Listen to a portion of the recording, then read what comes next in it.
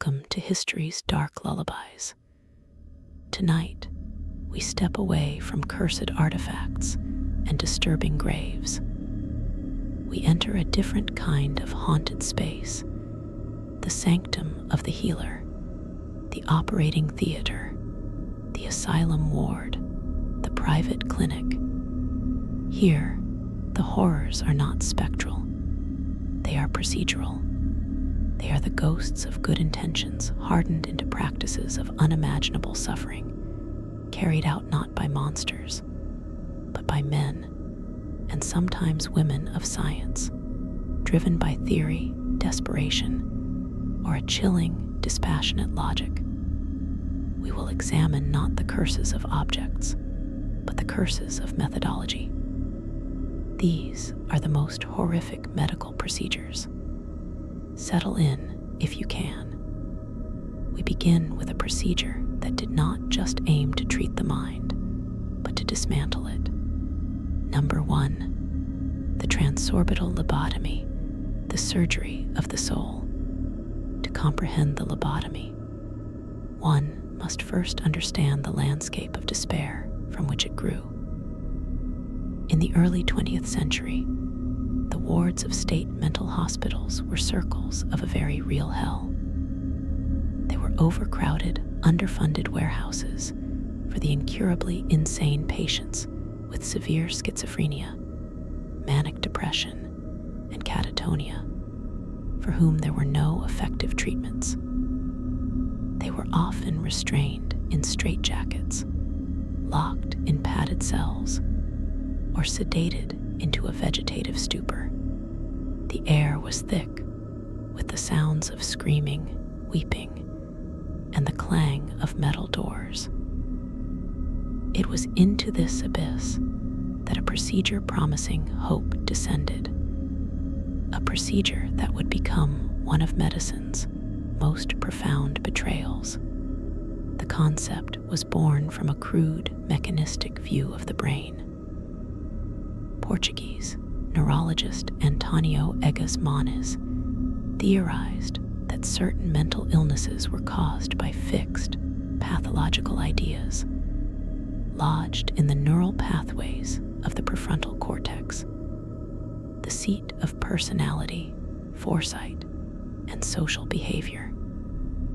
His brutal logic was this: if a circuit is malfunctioning, sever the wires. His early method, the leucotomy, involved drilling holes in the skull and using a wire loop to core out sections of brain tissue. It was crude, but it produced results Moniz called successful. Agitated patients became quiet.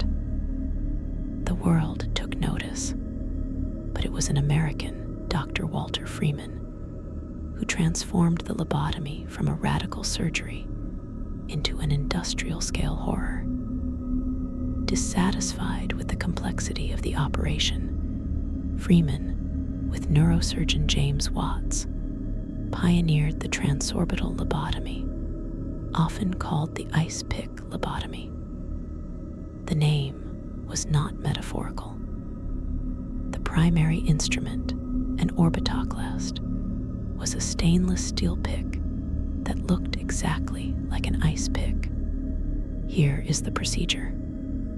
The patient would often be rendered compliant by several rounds of electroconvulsive therapy, shocked into a groggy, disoriented state. No formal operating theater was needed. Freeman performed these in offices, clinics, even on his traveling tour. The patient's head would be held steady. Freeman would lift the upper eyelid, insert the tip of the orbitoclast at the corner of the eye socket, just above the eyeball. With a small, precise tap of a mallet, he would drive the thin metal shaft through the thin orbital bone into the cranial cavity, aiming for the prefrontal lobes. He was now inside the skull, behind the eye. With no visual guidance, He would then sweep the instrument back and forth in a fanning motion, severing the connections between the prefrontal cortex and the thalamus, the brain's relay station. A sickening, soft crunch or pop might be felt. He would then withdraw the instrument and repeat the process on the other eye. The entire procedure could take less than 10 minutes. Stitches were often unnecessary. The patient would awake, bandages over their eyes, a fundamentally different person. The horror is layered. First, the visceral, almost casual brutality, a hammer, a pick, a blind swipe in the most complex object in the known universe. Second, the scale and seal.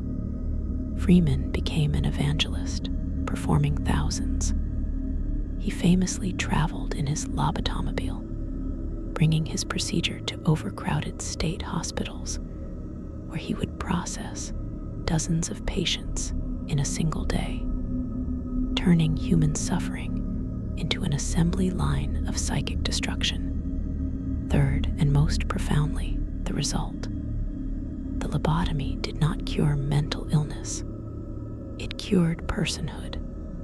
Success was measured not by the return of health, but by the creation of docility. Patients were left emotionally flat, apathetic, childlike, incontinent, and devoid of will, the walking dead.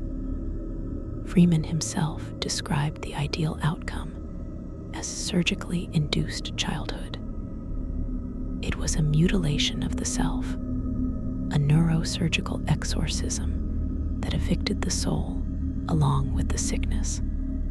For every desperate family who saw a violent, unpredictable relative become quiet and manageable, there was a human being whose inner world had been permanently reduced to the dim static of a broken radio. The lobotomy's lullaby is the soft, terrible tap, tap, tap of the mallet, followed by an infinite, internal silence, the sound of a universe of thought and feeling being switched off forever. Number 2. The vesicovaginal fistula experiments of Dr. J. Marion, SIMS, the foundation of modern gynecology, laid in a theater of agony. Our second procedure forces us to confront a horror, not of fleeting madness, but of sustained, calculated, years-long experimentation on the most vulnerable of bodies.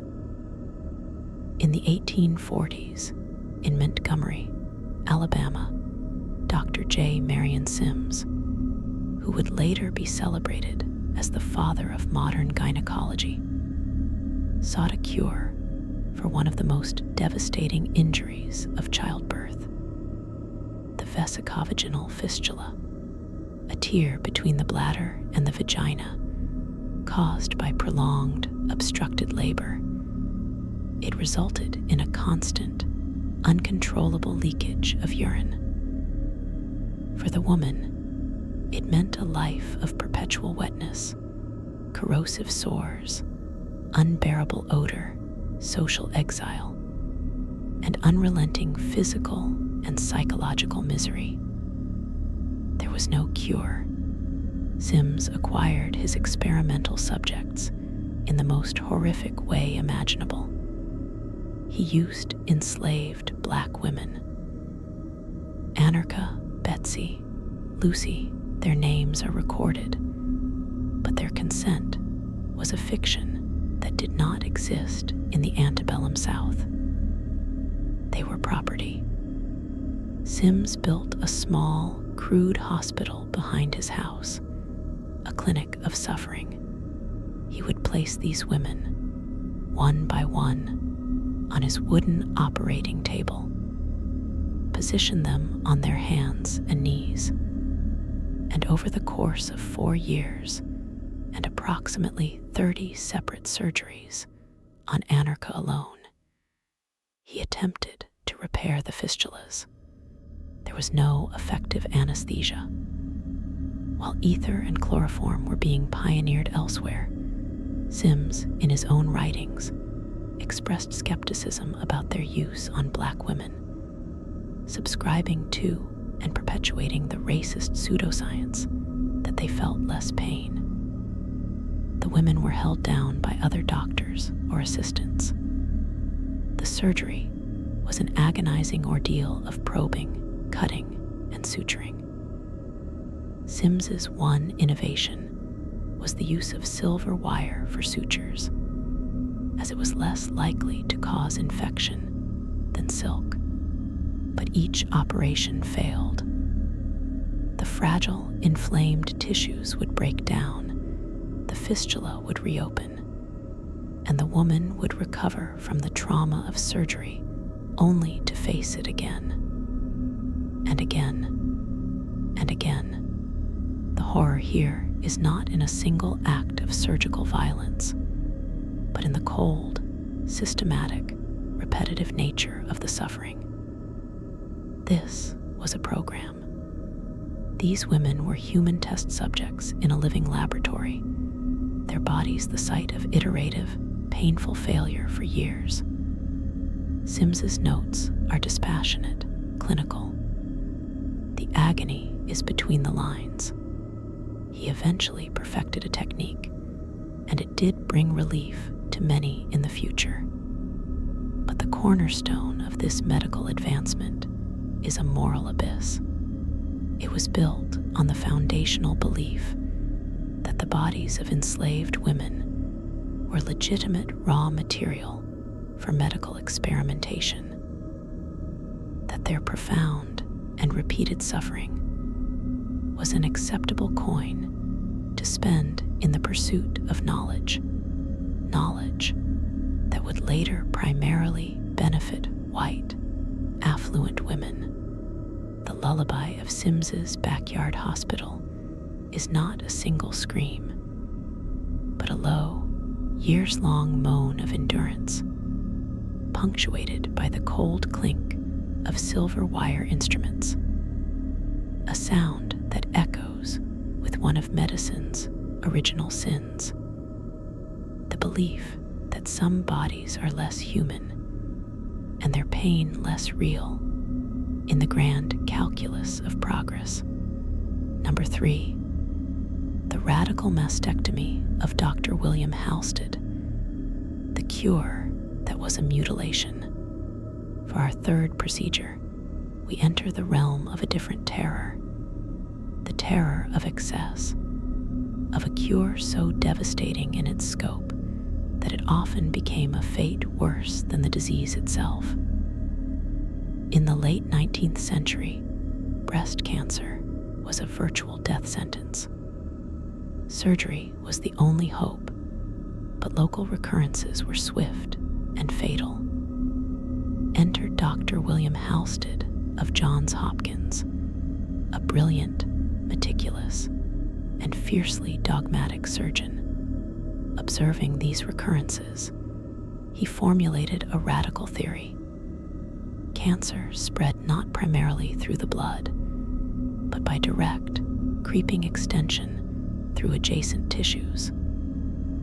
His solution was not to remove the tumor, but to remove everything it could possibly have touched.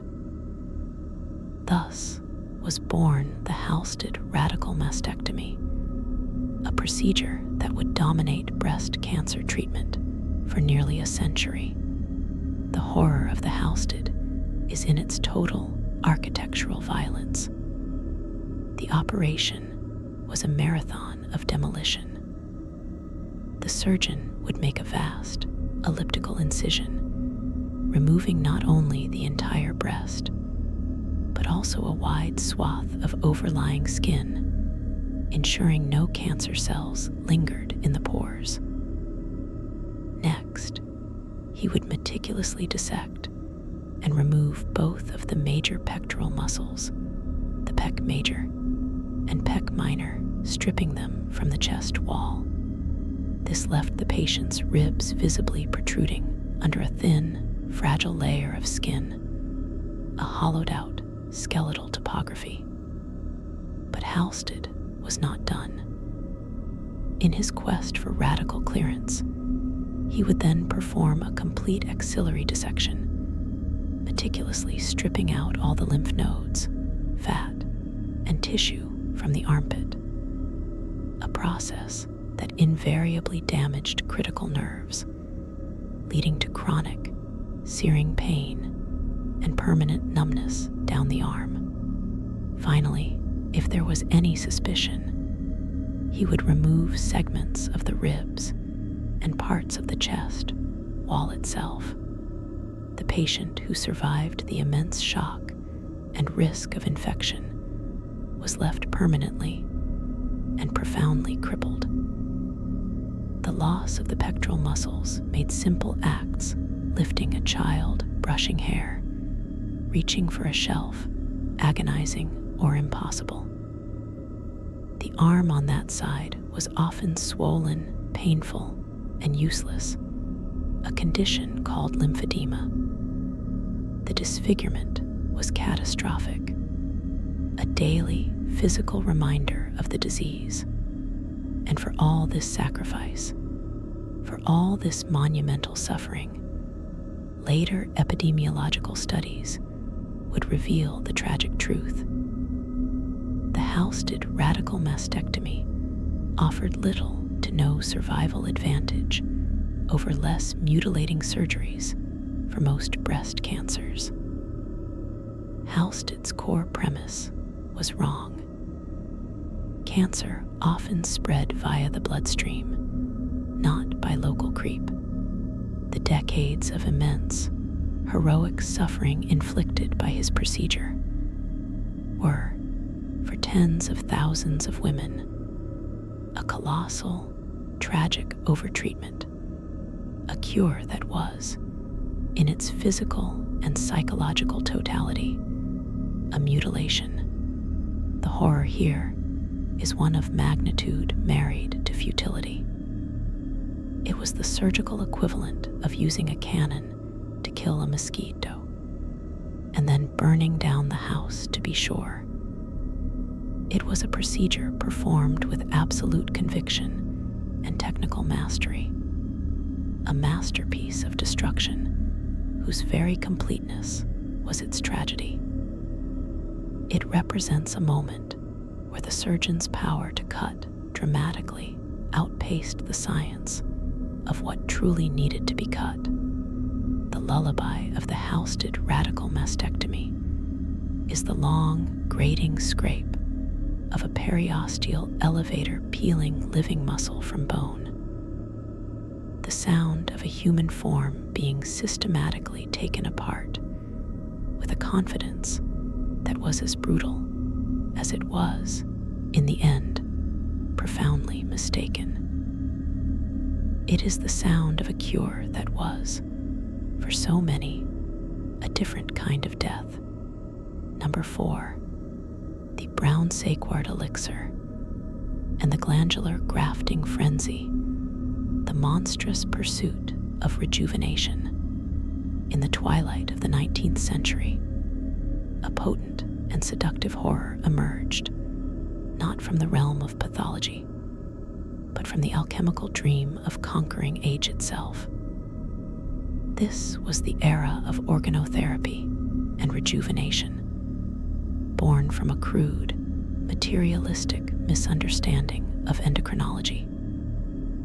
It held that youth, virility, and vitality were literal, tangible substances housed in the body's glands, and that these qualities could be transferred from one being to another.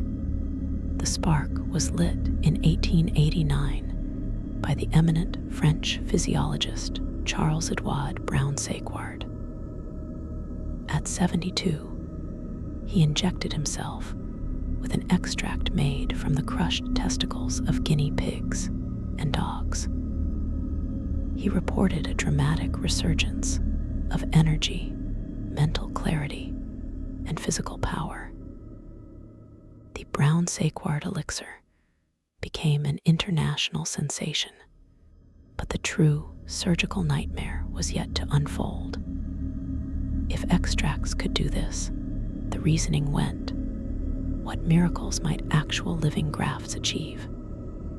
Thus began the era of glandular grafting, a chapter of medical history that reads like a grotesque parody of the Promethean myth, written in the messy script of butchery and blind hope. Surgeons and charlatans began implanting slices of animal glands, and with chilling frequency, human glands into their patients. The most infamous figure was Dr. John R. Brinkley, the goat gland doctor of Milford, Kansas.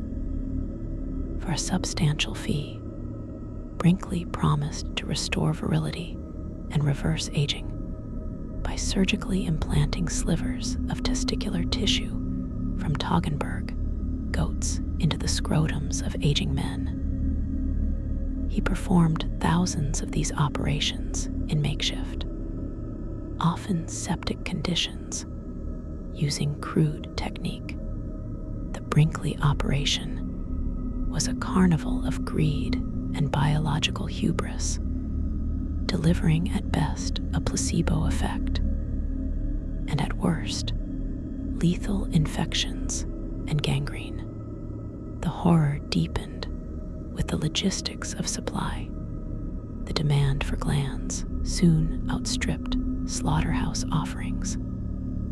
This spawned a macabre black market. Glands were harvested from executed criminals, pilfered from the indigent dead in morgues, and even taken from living donors in shadowy transactions. In Europe, monkey gland transplants became a fad among the wealthy elite, with surgeons grafting tissue from chimpanzees or baboons into humans.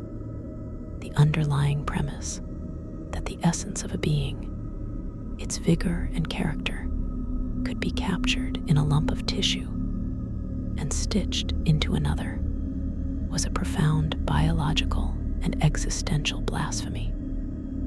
It treated the subtle, holistic symphony of the endocrine system as if it were a simple mechanical part that could be swapped out.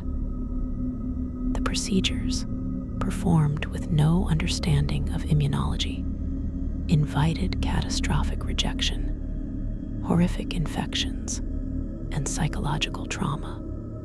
It was a wholesale, surgical assault on the body's sanctity in the name of a quixotic war against time. A frantic, bloody, and deeply pathetic scramble to cheat mortality that left behind a trail of scar tissue, sepsis, and shattered, expensive dreams.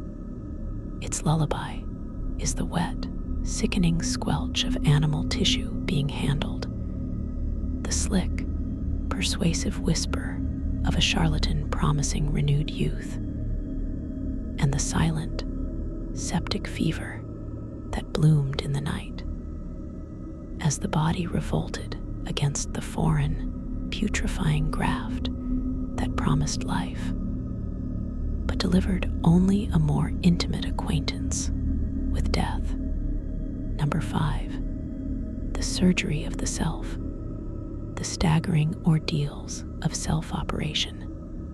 Within medical history exists a small, terrifying, and awe-inspiring category defined not by the procedure, but by the performer, the patient themselves.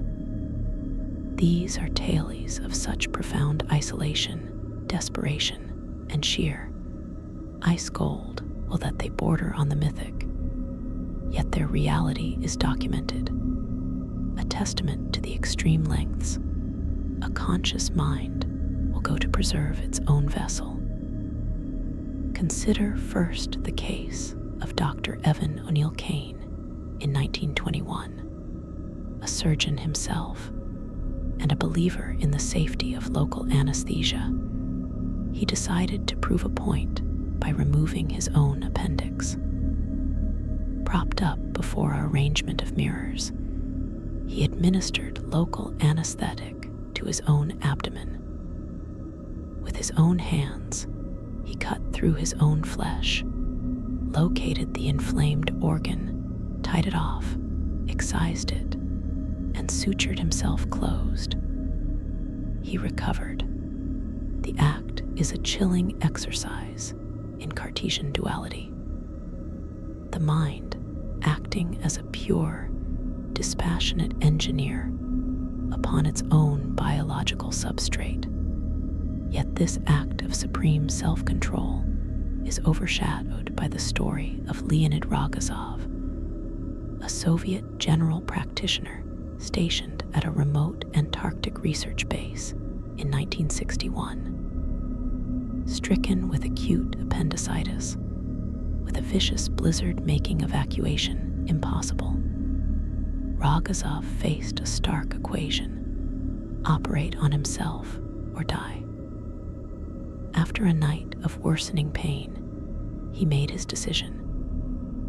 He instructed his colleagues, a driver, and a meteorologist in sterile procedure, lying semi-reclined on his bunk, using a mirror for a partial view and relying on touch. He administered a local anesthetic to his own abdominal wall. He then made a 10-centimeter incision. In his own diary, he wrote of the moment, "The bleeding is quite heavy, but I take my time. I open the peritoneum. I am in the worst pain of the whole operation. I start taking out the appendix. I don't notice how I managed to cut it off. I throw away the appendix. I look at it. It is deeply disturbing. For nearly 2 hours, with fingers growing numb and waves of nausea and weakness threatening to overwhelm him, he worked, finally suturing his own intestine and abdominal wall before collapsing. He survived. The horror here is not of malice, but of ultimate existential solitude. It is the horror of confronting one's own mortality, not as a philosophical concept, but as a practical, manual task. The body becomes both the dying patient and the only possible surgeon. The conscious mind is a trapped, commanding spectator to its own potential dissolution, forced to issue calm, technical orders to hands that tremble with the very life they are trying to save. These stories are lullabies of the most profound self-reliance, humming with the sound of one's own heartbeat thundering in the ears, the shallow, controlled breath of the operator, and the terrible, definitive snick of scissors cutting one's own sutures. A sound that marks not just a closed wound, but a closed circle of experience where healer and sufferer are one and the same, in a silence more absolute and terrifying than any sterile theater could ever provide. Number 6, the symphysiotomy, the English method, and the unthinkable obstetric choice.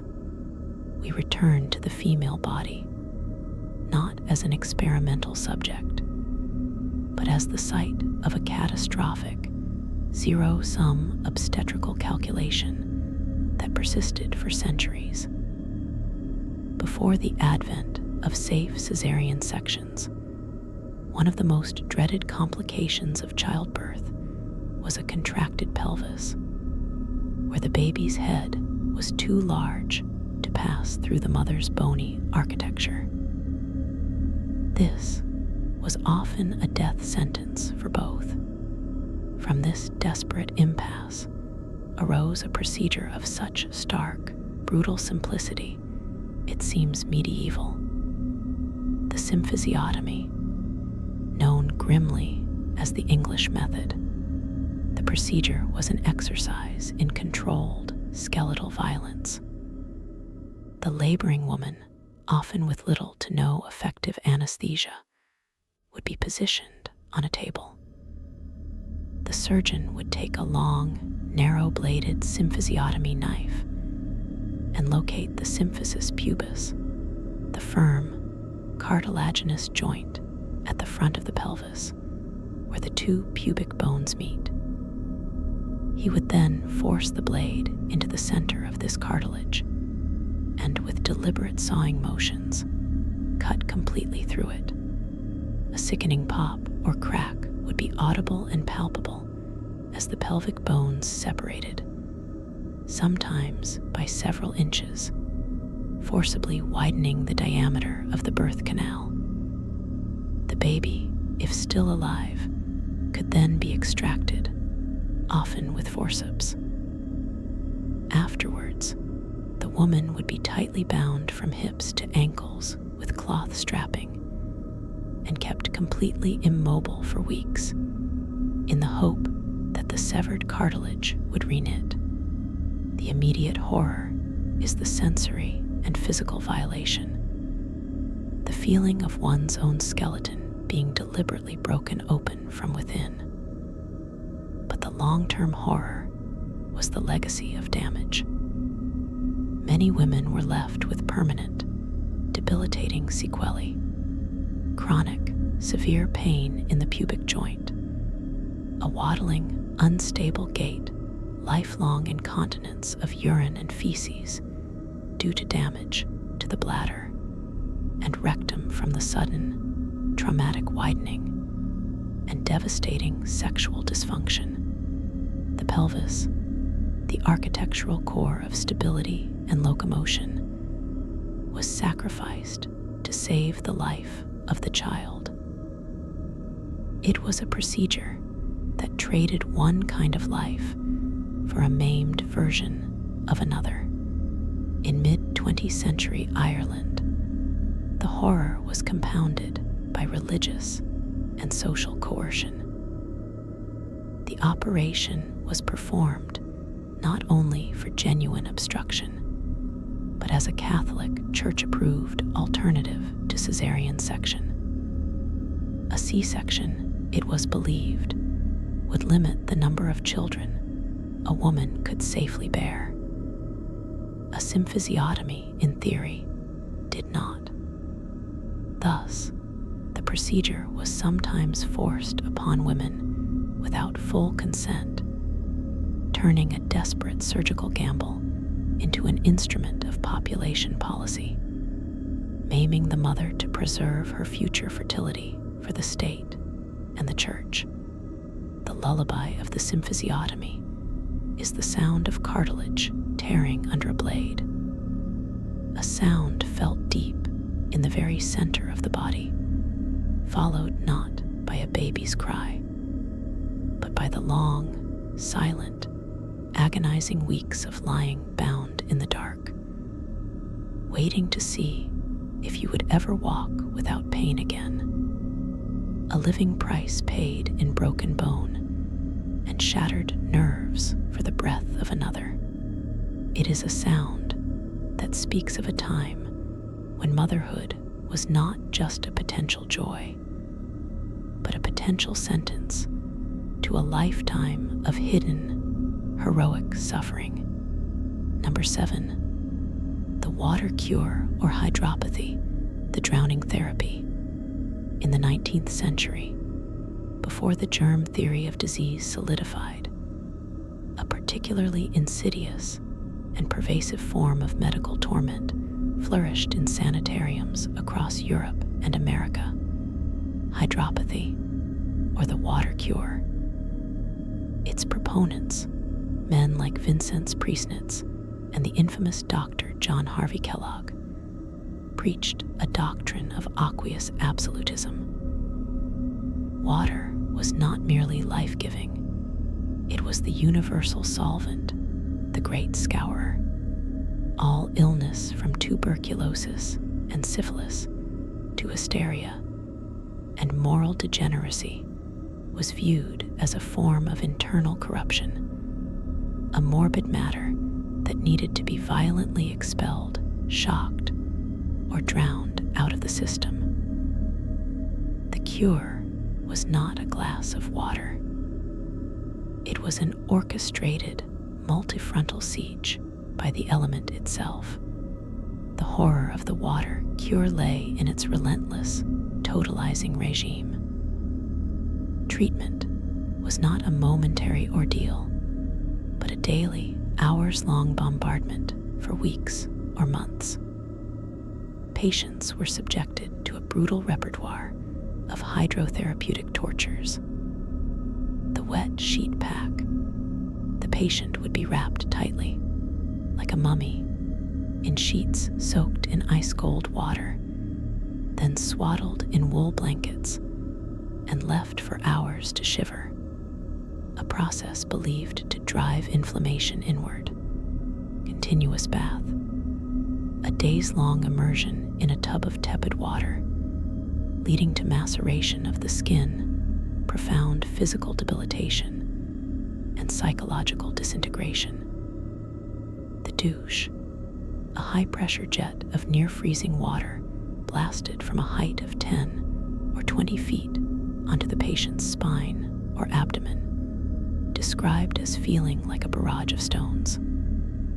The sitz bath, sitting in a tub of scalding hot water while ice packs were applied to the head, creating a violent, confusing war between the nervous systems, and perhaps most notoriously, the plunge bath, where a shivering, often screaming patient would be suddenly and forcibly submerged into a deep pool of ice-cold water. This was not fringe quackery. It was respectable mainstream therapy in elegant retreats. The suffering it inflicted was immense. Hypothermia, shock, cardiac stress, severe dermatological damage, and a state of helpless, terrified submission. It was especially favored for neurasthenic women and for the treatment of masturbation, which Kellogg and others saw as a primary source of physical and moral decay. The water cure was, in essence, a form of exorcism by element. It operated on the belief that the pure, punishing violence of water could scourge both physiological and spiritual impurity from the soul. Its lullaby is the relentless, echoing drip of the hydrotherapy room, the shocking, wet slap of a high-pressure jet on bare flesh, and the muffled, chattering sobs of a person bound in a cold, wet shroud, praying for the fever of illness to return if it would only mean a moment of dry, warm stillness. Number 8. The malarial fever cure for general paresis of the insane, the pyrexia of desperation.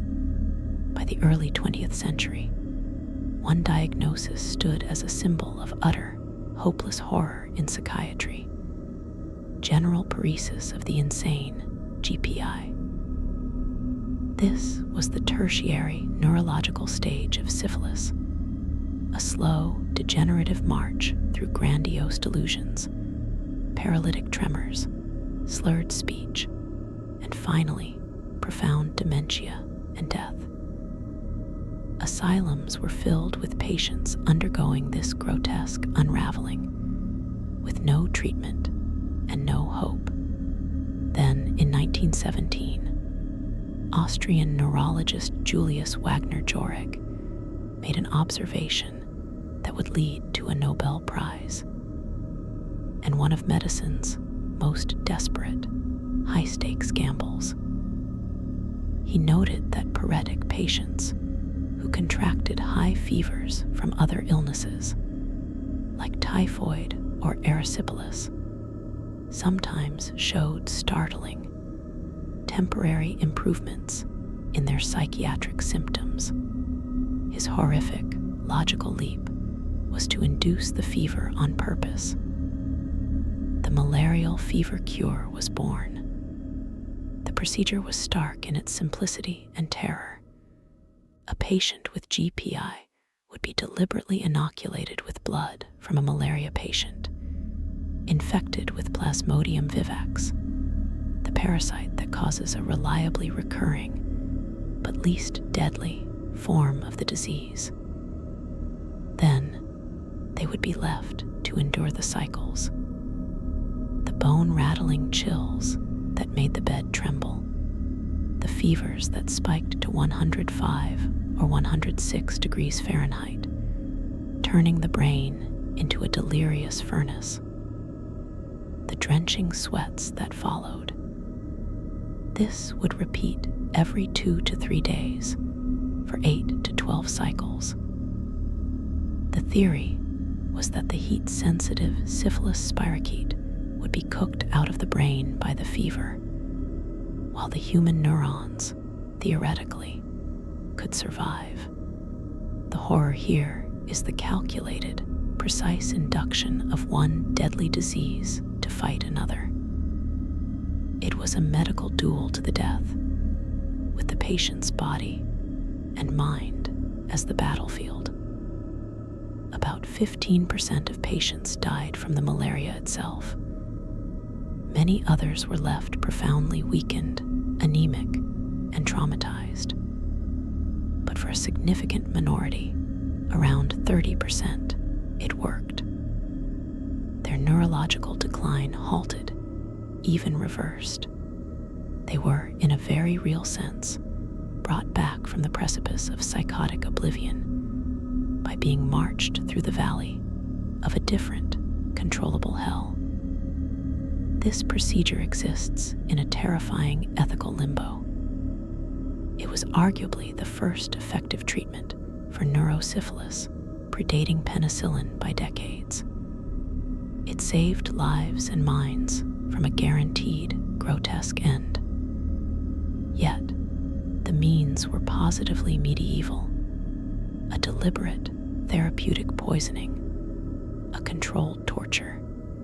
Its lullaby is the sound of teeth chattering uncontrollably against a metal bed frame, the low, delirious moan of a brain on fire, and the tense, watchful silence of the ward as doctors monitored the fever chart, praying the line would stop its ascent just before it burned out the very person they were trying to salvage.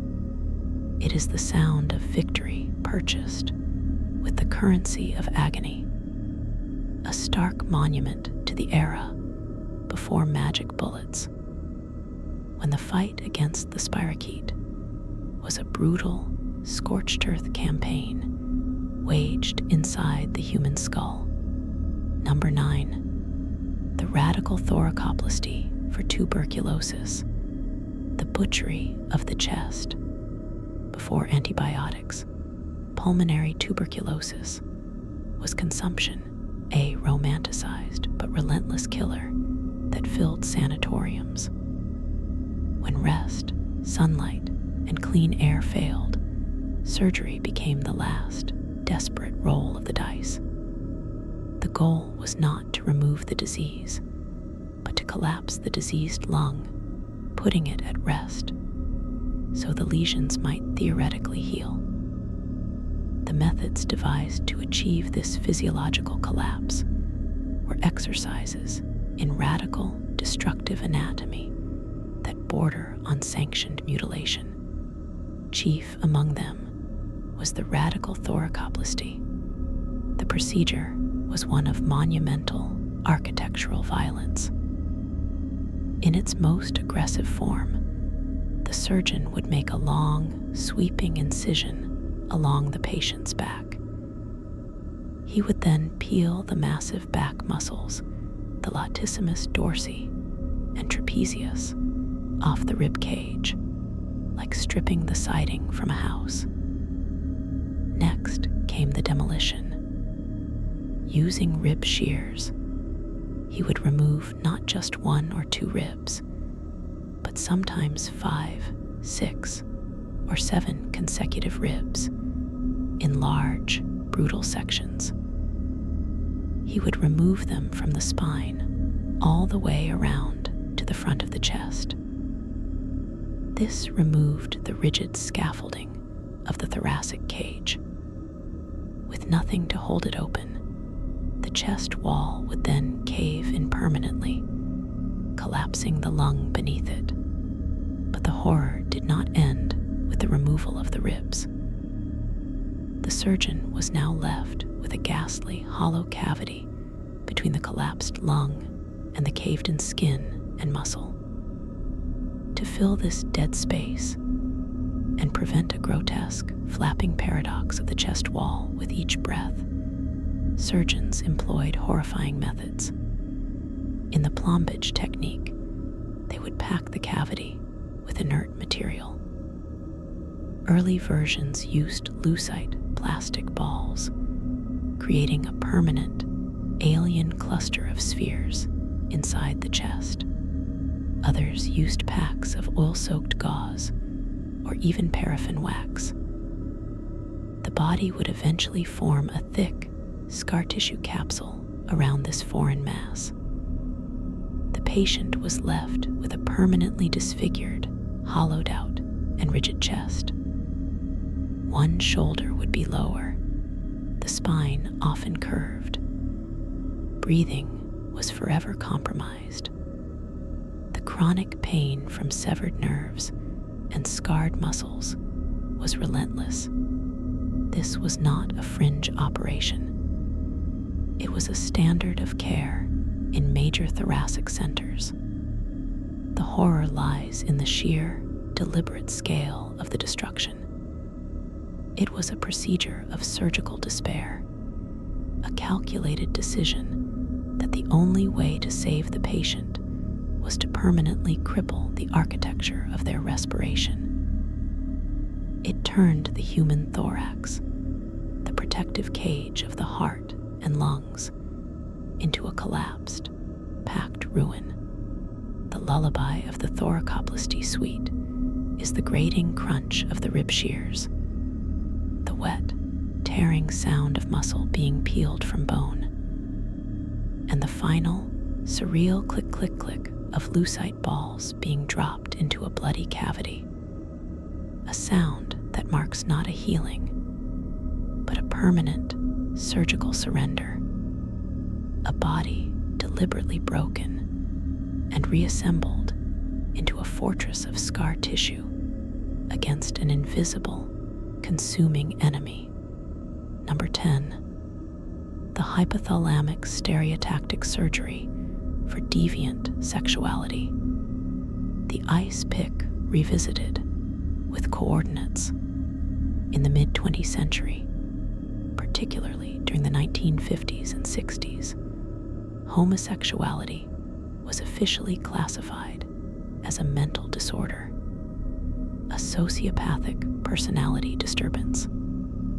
The psychiatric and medical establishment, rather than challenging this cultural bias, sought to cure it. Alongside brutal aversion therapies and coercive psychoanalysis, the most radical and physically invasive intervention emerged from the same dark lineage as the lobotomy: psychosurgery. Pioneers in this grim field believed they had pinpointed the anatomical seat of sexual desire in a deep, ancient brain structure, the hypothalamus. Their logic was a terrifying syllogism. If deviant desire is a disease, and the disease is located in a specific neural cluster, then destroying that cluster should eradicate the desire.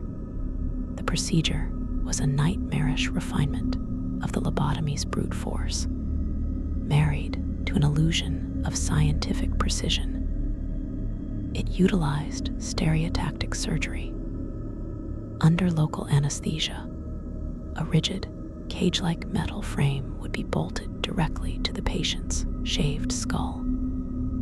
This frame, attached with screws that bit into the bone, provided a three-dimensional coordinate system, a celestial navigation grid for the brain's interior. Using X-ray guidance, the surgeon would then plot a trajectory. Through small burr holes drilled in the skull, long, thin, insulated electrodes would be slowly advanced deep into the brain's core, aiming for the precise hypothalamic nuclei believed to govern sexual orientation and drive. Once the target was confirmed, sometimes by stimulating the electrode and observing a physiological response, the actual intervention would occur. An electrical current would be passed through the electrode's tip, burning a lesion a few millimeters in size. In other, cruder versions, a cryoprobe would freeze the tissue, or a radioactive seed would be implanted. The goal was the selective, precise annihilation of a facet of the self. The horror here is multifaceted and profound. First, the terrifying robotic precision. This was not a blind swipe to induce docility, but a targeted assassination of a specific component of human identity, buried in the most complex object in the known universe. Second, the profound violation of autonomy. Patients were often coerced by families, legal systems, or their own internalized shame and fear. They were not ill in any biomedical sense. They were socially nonconforming, and medicine offered a neurosurgical solution. Third, and most catastrophically, the results. The procedures rarely cured homosexuality. Instead, they commonly produced a suite of devastating side effects. Patients were left with a complete loss of libido, sexual desire of any kind, hormonal chaos, diabetes insipidus, and inability to regulate fluids, causing constant thirst and urination, catastrophic weight gain, profound apathy, and severe memory disorders. The cure for an aspect of personality was the total destruction of the motivational and physiological underpinnings of the self. It was a medical exorcism that left behind not a healed individual, but a hollowed-out, endocrinologically broken shell.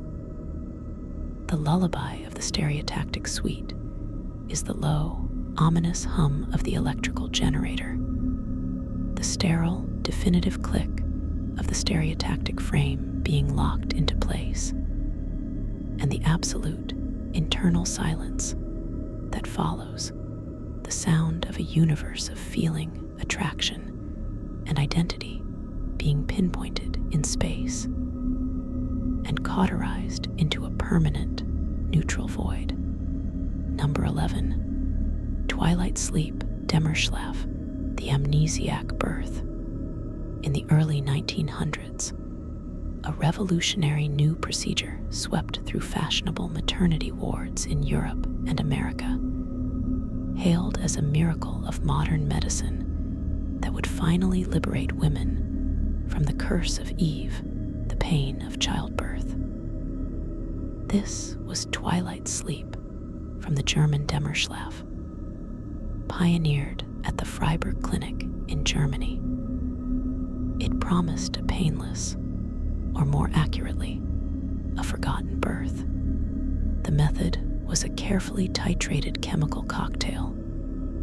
Morphine, a powerful narcotic for pain, and scopolamine, a potent amnesiac and deliriant derived from nightshade. The horror of twilight sleep was not in a surgical cut, but in the manufactured, terrifying dissociation it engineered. A woman in labor would be given an initial injection. As the drugs took hold, she would not drift into peaceful sleep. Instead, scopolamine would induce a state of twilight, a confused, agitated, and often violent delirium. Crucially, it would paralyze her memory-forming capacity, but it did not block the sensation of pain. The morphine would dull, but never erase, the agony of contractions. The result was a woman trapped in a terrifying, disorienting nightmare. She might scream, thrash, hallucinate, and cry out, completely unmoored from reality and utterly unable to form any coherent memory of the experience. To manage this chemical psychosis, she was often strapped to the bed, wrists and ankles bound in leather cuffs, and placed in a silent, padded isolation room. Nurses and doctors, wearing soft-soled shoes, would observe her through a window like a specimen, intervening only for the final delivery, which often required high forceps, increasing the risk of injury to both mother and child. The procedure was marketed as the ultimate in humane, modern childbirth, but its reality was a profound chemical violation of one of life's most primal and transformative passages. It turned the mother into a hallucinating, restrained object, her consciousness chemically scoured of the event, even as her body violently enacted it. The miracle was an amnesiac blank where a foundational human experience should have been. Women would wake up hours later, groggy, sore, and profoundly disoriented, handed a baby that felt like a stranger. The physical risks were high: respiratory depression in the newborn, hemorrhaging in the mother, trauma from forceps. But the deeper theft was psychological, the theft of presence, of agency, of memory at the moment of becoming a mother. It was the medicalization of motherhood into a passive, erased procedure. The lullaby of the twilight sleep chamber is the muffled, distant scream from behind a sealed door, the soft, sinister creak of leather restraints, and the profound, chemically induced silence that follows in the mother's own mind. A silence not of peace, but of erasure, a void where a story of strength and transformation should have been written. Number 12, the prolonged sleep cure deep coma therapy, the annihilation of consciousness. In the 1920s and 30s, a Viennese psychiatrist named Manfred Sakel developed a theory that would lead to one of the most extreme and existentially terrifying medical experiments ever conceived: the prolonged sleep cure, observing that schizophrenic patients sometimes showed temporary improvement after slipping into hypoglycemic comas from accidental insulin overdoses. Sakel proposed a radical treatment: induce a deep, continuous coma, not for hours, but for days, weeks, or even months, in the belief that this prolonged rest could reset a sick brain. The procedure was an orchestrated near-death. Patients diagnosed with schizophrenia or severe psychosis would be injected with massive, carefully calibrated doses of insulin, sending their blood sugar plummeting and inducing a deep hypoglycemic coma. They would be kept in this state, hovering on the knife's edge between life and death, monitored for vital signs. Some protocols alternated weeks of insulin coma with periods of barbiturate-induced sleep or electroconvulsive therapy during brief, groggy arousals. The body would be sustained via feeding tubes and intravenous fluids. The patient would simply cease to be present. They existed in a profound, artificial twilight, their brain metabolism dramatically slowed, their personhood in total, terrifying abeyance. The horror here is ontological, a horror of non-being sanctioned by medical authority. This was not treating symptoms. It was attempting to annihilate the patient's conscious experience of their illness by skirting the boundaries of death itself. The risks were astronomical. Many patients died from irreversible coma, cardiac arrest, or severe, permanent brain damage due to prolonged cerebral hypoglycemia.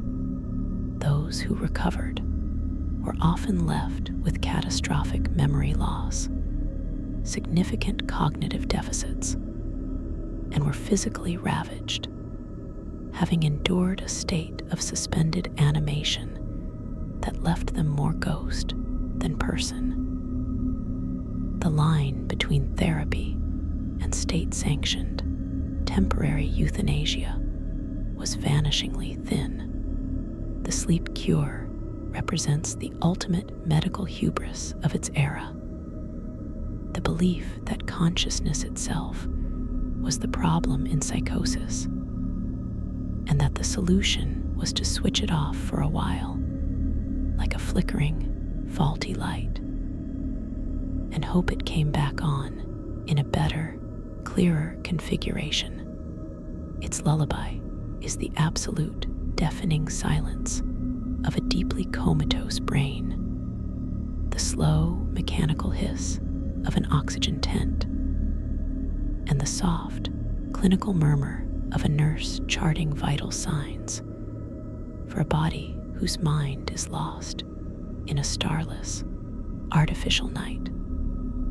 A lullaby that is the very anthem of a medicine that sought to heal by first committing a temporary, carefully monitored murder of the self. Number 13, the lobotomy assembly line and the lobotomobile, the industrialization of psychic destruction. We must return to the lobotomy, but not to its theory or its technique. We must witness its apotheosis as a mass-produced, democratized horror.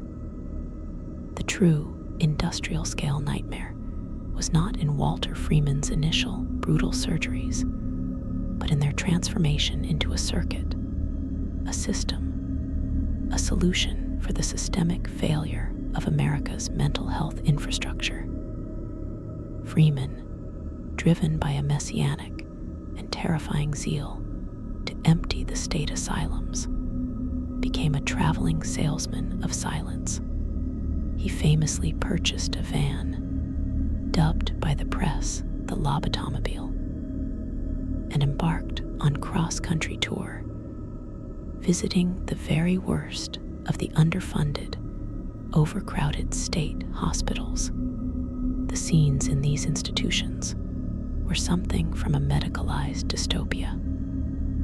Freeman would often arrive, evaluate hundreds of patients in a single cursory review based on scant charts or the word of overwhelmed, desperate staff, and create a list. The surgery was then performed with an appalling conveyor belt informality. In some documented instances, patients would be lined up in a room. One by one, they would be rendered briefly unconscious with electroconvulsive therapy, a violent, body-seizing jolt administered not for therapeutic benefit, but as a crude anesthetic to make them compliant for the butcher. Before they could fully regain awareness, Freeman would perform the transorbital procedure. The tap of the mallet, the sweep of the orbitoclast, the withdrawal. 10 minutes, perhaps less. Sterile conditions were often an afterthought. The instrument might be wiped with a cloth between patients. There were no detailed follow-ups, no longitudinal studies of the hollowed-out lives he created. The goal was throughput.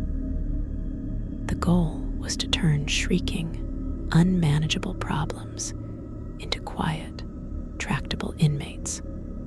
The horror here metastasizes from the individual to the systemic, from the brutal to the bureaucratic. This was medicine stripped of all pretense of diagnosis, individualized care, or ethical reflection. It was a logistical and economic solution to a humanitarian crisis, treating human consciousness as a faulty circuit to be quickly and permanently disconnected. Patients, many suffering from postpartum depression, severe anxiety, neuroses, or simply behaviors unacceptable to their families, were converted into placid, institutionalized ghosts by the van load. Freeman saw himself as a liberator, freeing families from shame and the state from expense. The cost, of course, was the irreplaceable, ineffable self of the patient, traded for institutional convenience. The lullaby of the lobotomobile is not a single horrific tap, but a relentless, rhythmic tap, tap, tap, echoing down a tiled, fluorescent-lit corridor, a sinister production line of silence.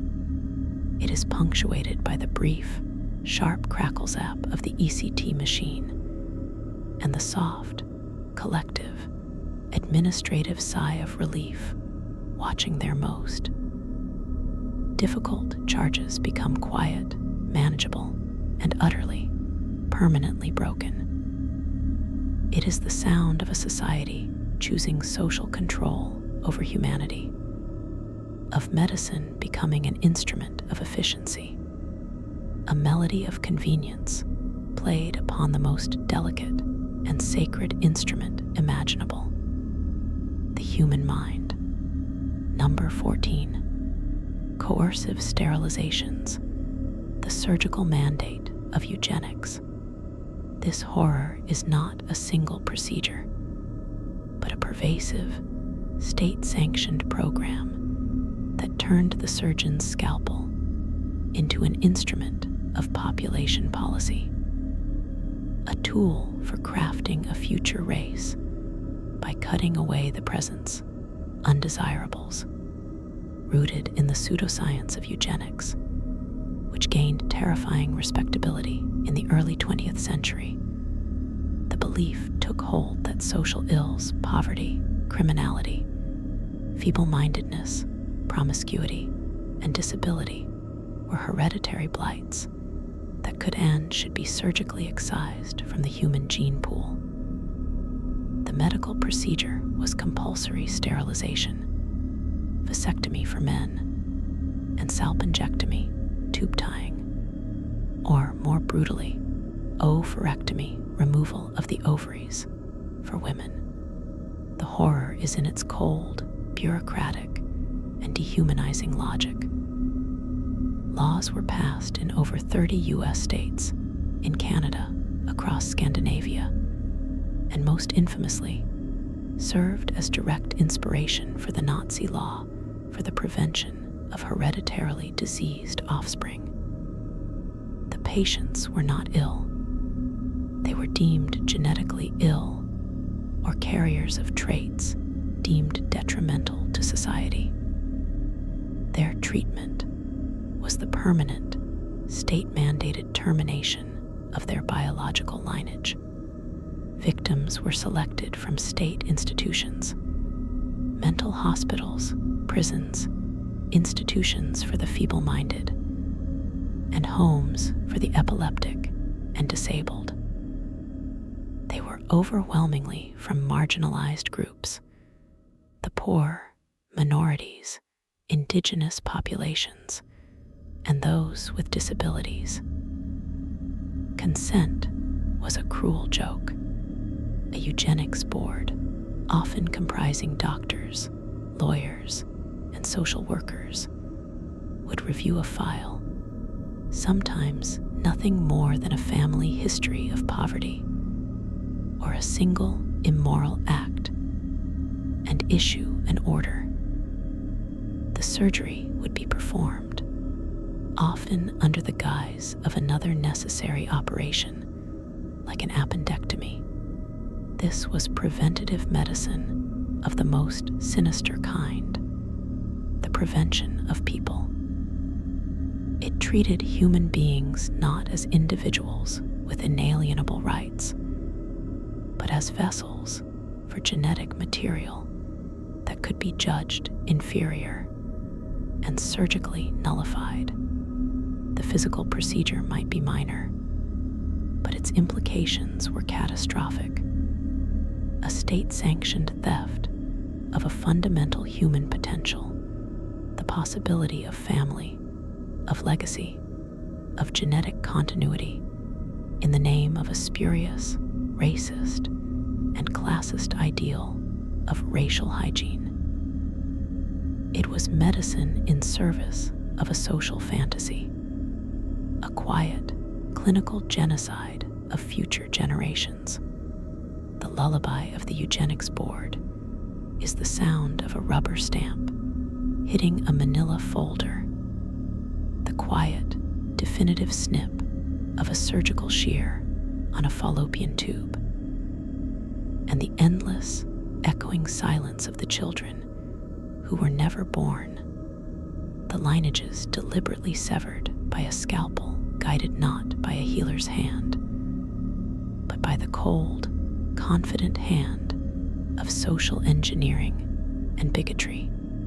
Number 15. The early bone marrow transplant and total body irradiation protocol, the scorched earth gambit. We conclude this triad with a procedure that sits at the absolute apex of medical extremity. A Hail Mary pass against incurable cancer that required the patient to first be brought to the brink of non-existence. In the 1950s and 60s, the first attempts at bone marrow transplantation for lethal leukemias or aplastic anemia were among the most radical and terrifying experiments ever undertaken on the human body. The logic was stark, brutal, and beautiful in its terrible simplicity.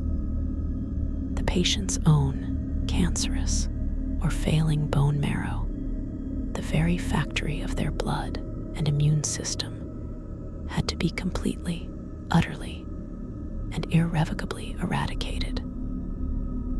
Only then could donated, healthy marrow be introduced to repopulate the empty biological kingdom. The method of eradication was total body irradiation, TBI.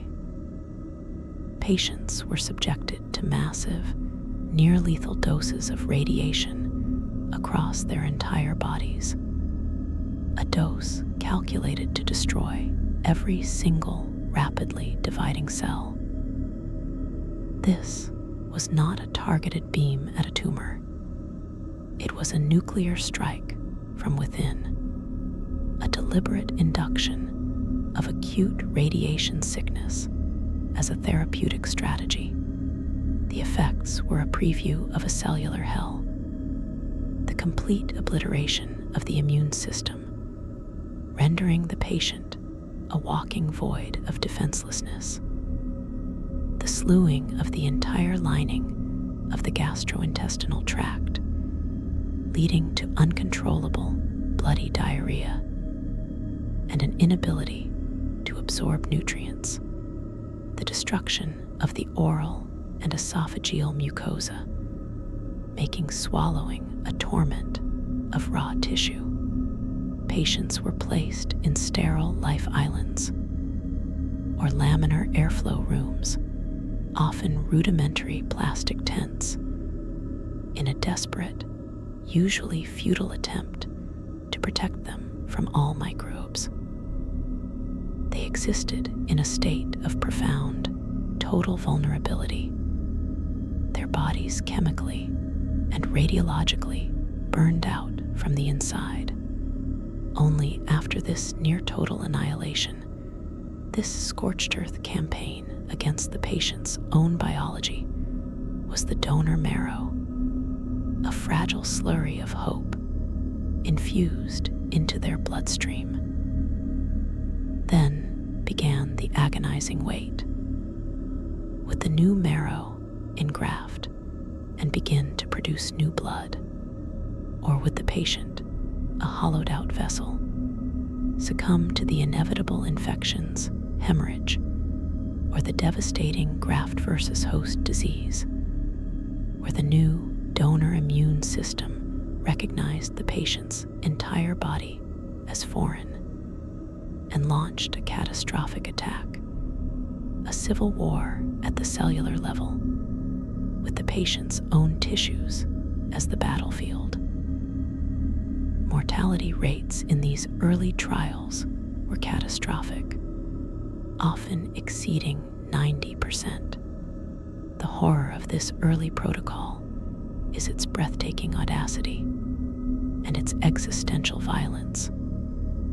It was the medical equivalent of burning down a city to exterminate a single, pervasive pest, then hopping to rebuild a thriving metropolis from a single donated seed.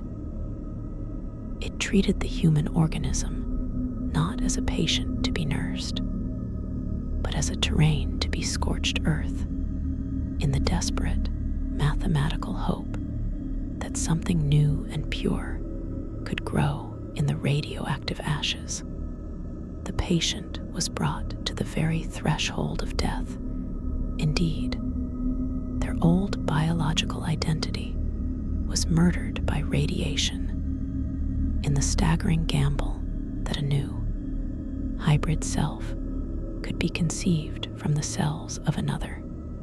Its lullaby is the deep, subaudible thrum of the radiation machine, the absolute, sterile silence of the isolation tent, broken only by the sounds of the patient's own suffering, and the agonized, breathless whisper of a person whose very biology has been rendered alien and hostile, waiting in a void to see if they will be reborn or simply cease.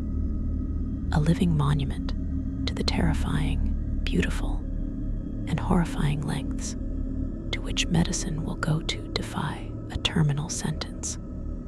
Number 16, the corpus callosotomy, the surgical bisection of consciousness, the split brain procedure, in the mid-20th century, as a treatment of last resort for patients with devastating, uncontrollable epilepsy that originated in one hemisphere and spread like wildfire to the other. Neurosurgeons performed an operation of such profound philosophical consequence that it fundamentally challenged the bedrock of human identity, the unity of the self. This was the corpus callosotomy, the severing of the corpus callosum. This structure is not a minor tract. It is the great informational superhighway of the brain, a thick cable of over 200 million neural fibers that connects the left and right cerebral hemispheres, allowing them to communicate, collaborate, and present a single, integrated narrative of reality to the conscious mind. The theory was severe, but clear. If epileptic seizures were electrical storms that leaped across this bridge, severing the bridge could contain the storm, potentially saving the patient's life and cognitive function from continual destructive grand mal seizures. The surgery itself, performed with exquisite microsurgical precision, was not the primary horror. The horror emerged in the quiet, brilliant, and unsettling laboratory observations of neuropsychologists like Roger Sperry and Michael Gazzaniga. What they discovered in these split-brain patients was not the creation of two personalities, but something far more strange and disturbing: the creation of two independent, parallel spheres of conscious awareness within a single skull. The left hemisphere, typically dominant for language, linear logic, and analytical thought, was suddenly cut off from the direct perceptions and knowledge of the right hemisphere, which specializes in spatial reasoning, intuition, holistic perception, and the processing of emotion. The experiments revealed a being at war with its own silent half. A patient could be shown an image, say, a picture of a snowstorm, only to the right hemisphere by presenting it in the left visual field. The right hemisphere would recognize it and understand the concept cold. But when asked to say what they saw, the language-dominant left hemisphere, which hadn't seen the image, would be forced to confabulate, to guess based on the scant clues it had. The patient might say, "I see a flash of light," or "I'm not sure." Yet, with their left hand controlled by the now isolated right hemisphere, the patient could accurately point to a picture of a shovel from an array of objects, or pick up a winter coat. Even more eerily, the left hand, under the guidance of the silent right brain, might act on impulses the speaking eye denied, sometimes engaging in contradictory behavior.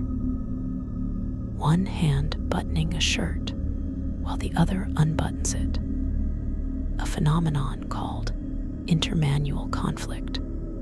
The existential horror here is the experimental demolition of our most cherished illusion: the singular, unified I. The split-brain patient became a living, breathing paradox, a walking proof that consciousness is a federation of specialized processors that normally present a seamless, unified front thanks to constant, high-bandwidth communication. Sever the physical connections, and the self reveals itself to be a confederation, a committee with a sometimes unreliable spokesperson, the left hemisphere. The patient is not insane. They are a living experiment in the nature of mind, forced to navigate a world where one half of their consciousness knows things the speaking half does not, and where intentions can be acted upon by a silent partner with a will of its own. Their lullaby is not one of pain, but of profound cognitive dissonance. It is the sound of one hand clapping, not as a Zen koan, but as a clinical, reproducible fact. The quiet, internal argument between a speaking I that doesn't know and a silent, knowing self that cannot speak, a melody of fragmentation that whispers the most unsettling question of all. If the self can be surgically split and shown to house independent agents of awareness, was it ever truly whole to begin with? Number 17. The psychic driving experiments of Dr. Ewan Cameron, the depatterning and reprogramming of the self. In the 1950s and 60s, under the shadow of the Cold War, and with covert funding from the CIA's MK Ultra program, Dr. Ewan Cameron, a world-renowned psychiatrist and president of the American Psychiatric Association, conducted experiments at the Allen Memorial Institute in Montreal that sought nothing less than the total erasure and reprogramming of the human personality. His method, which he called psychic driving, was a multimodal, sustained assault on the mind so comprehensive and brutal, it constitutes one of the most ethically barren chapters in the history of science. Cameron's premise was that psychiatric illness was the result of faulty neural patterns in the brain. His solution was not to treat these patterns, but to obliterate them entirely and imprint new, healthy ones, a process he termed depatterning. The procedure was a grueling, weeks-long marathon of torture, disguised as avant-garde therapy. Patients admitted for conditions like anxiety, depression, or even postpartum struggles were subjected to a relentless barrage. First, they were placed into states of prolonged, drugged sleep using heavy barbiturates, sometimes for weeks at a time, to induce a state of profound regression and neurological softening. While in this stupor, they were subjected to massive, repeated doses of electroconvulsive therapy, not the brief, controlled pulses of modern ECT, but sessions involving multiple high-voltage shocks administered multiple times a day, intentionally aimed at creating global amnesia and regressing the patient to an infantile tabula rasa state. Then came the driving phase. In their disoriented, suggestible, and terrified condition, patients were confined to bed, often in isolation. They were forced to listen to tape-recorded messages for 16 to 20 hours a day, for weeks on end. These messages, sometimes positive affirmations, sometimes negative statements about themselves, or corrective loops of sound, were played through speakers in their rooms, or even through speakers sewn into specially designed football helmets they were made to wear constantly.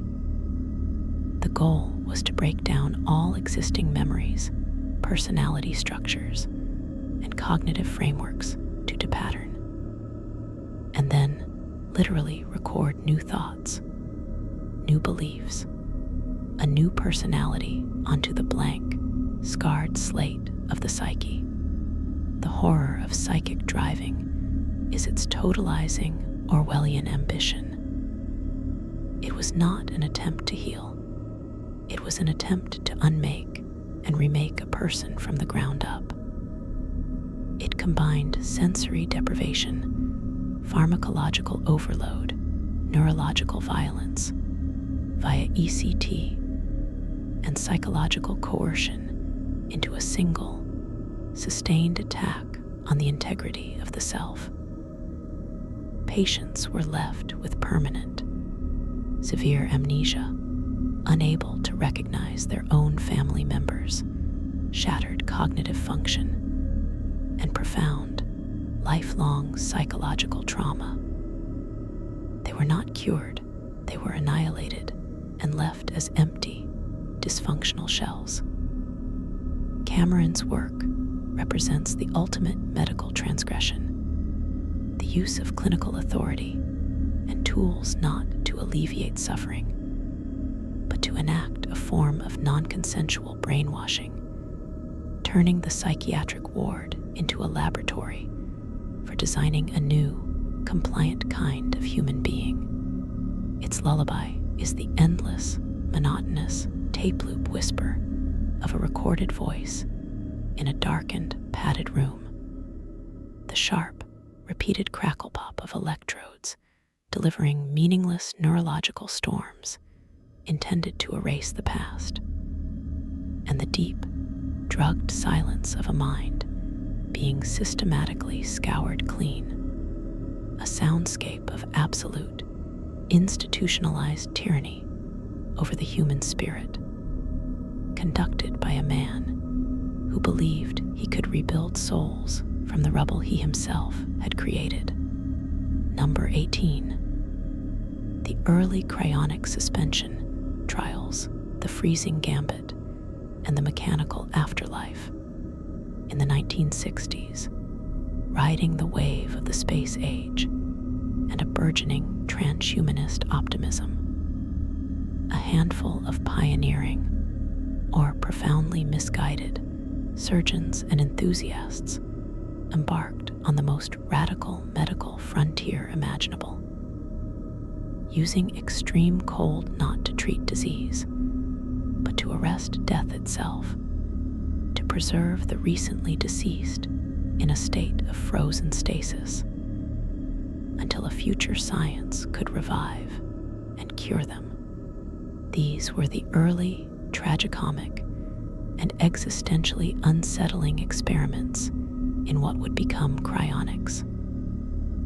Before formal protocols were established, there were frantic, macabre attempts at what was termed cryonic suspension, or freeze resuscitation, on the newly dead, often with the desperate, grief-stricken consent of their families.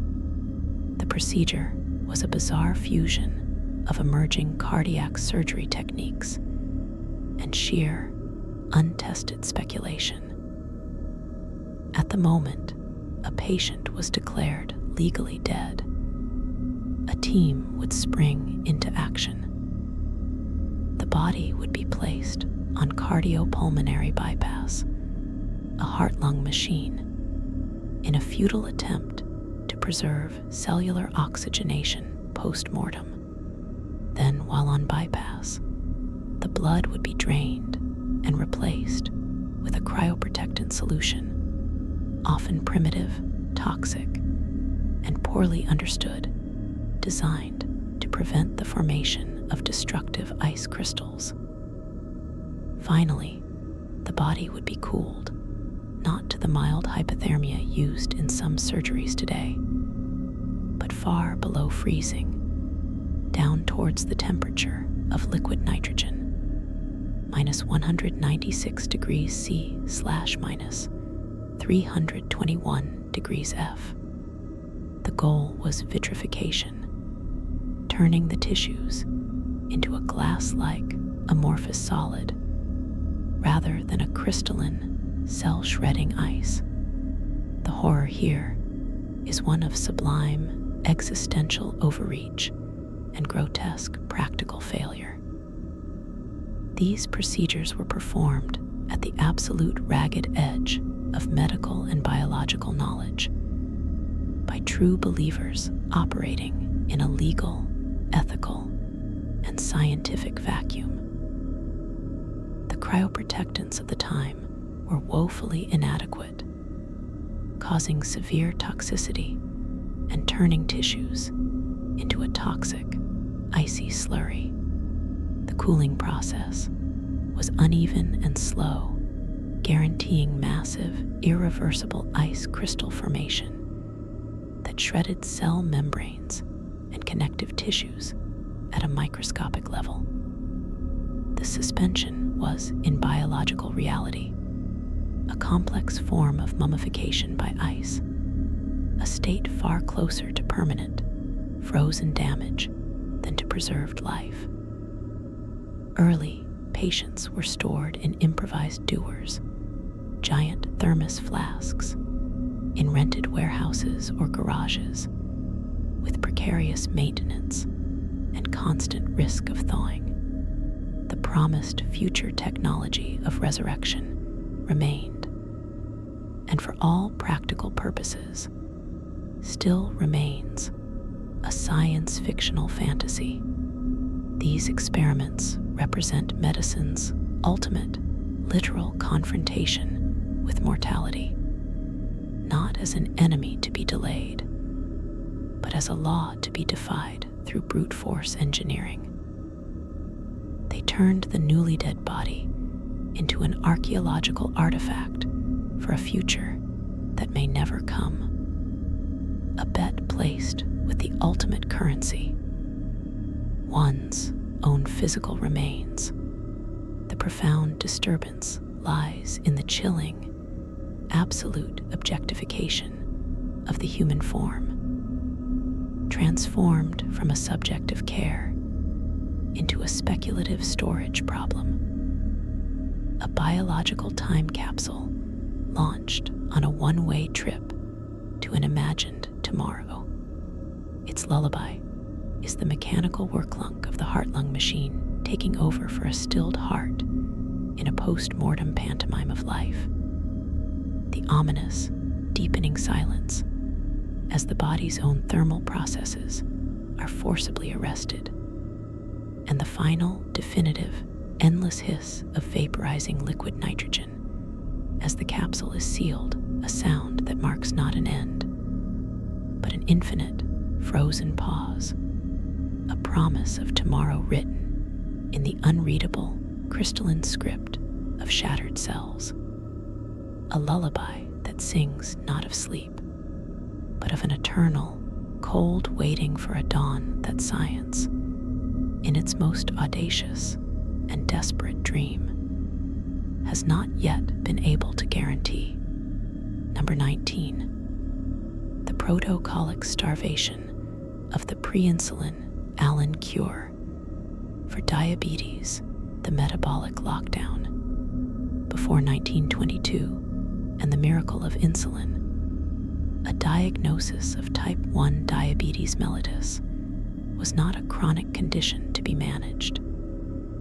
It was a death sentence with a known, horrific, and dehydrating trajectory. The body, unable to process glucose, would poison itself. Sugar would spill into the urine, dragging vital water and electrolytes with it in a torrential osmotic diuresis. Unquenchable thirst followed by catastrophic dehydration. With no fuel, the body would begin to cannibalize its own fat and protein, leading to the grotesque wasting of diabetic cachexia. A living skeleton draped in loose skin, breath smelling of sweet, rotten apples acetone. The end was diabetic ketoacidosis, a coma of acidic blood and death, often within a year, sometimes in months. Into this void stepped Dr. Frederick Madison Allen with a treatment of such severe, calculated deprivation. It seems almost mythological in its cruelty.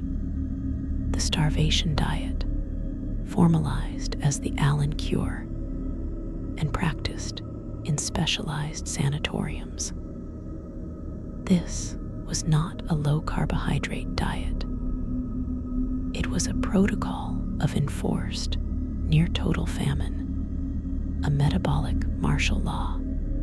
Upon admission, a patient would undergo an initial period of absolute starvation lasting days, sometimes over a week, consuming only black coffee, whiskey, and perhaps a scant broth, until sugar completely disappeared from their urine. This fasting phase was a brutal, rapid induction into a state of survival ketosis.